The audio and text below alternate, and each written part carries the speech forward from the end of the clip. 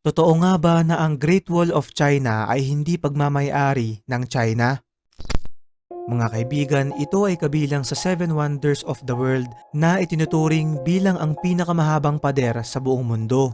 Alam nyo ba na may isang teorya na nagsasabing hindi China ang tunay na may gawa at nagmamay-ari nito, kundi ang Tartarian Empire, isang lumang sibilisasyon na nabura sa ating kasaysayan na pinaniniwalaang located sa pagitan ng Siberia at northern part ng China kung saan rin matatagpuan ang Great Wall. Ayon sa kwento, ito ay binuo bilang proteksyon ng mga Chinese laban sa mga Mongolians. Kaya lang kung titignan natin ang mga lumang litrato nito, ay yung pagkakagawa dun sa pader ay nakatutok kontra sa area ng China dahil yung mga butas na dadaanan ng palaso ay nakaturo paloob sa China. Ibig sabihin, ginawa ang pader na to bilang proteksyon laban sa China. Ito nga ay hindi tinatawag ng ilang historians na The Great Wall of China kundi The Great Wall of Tartaria.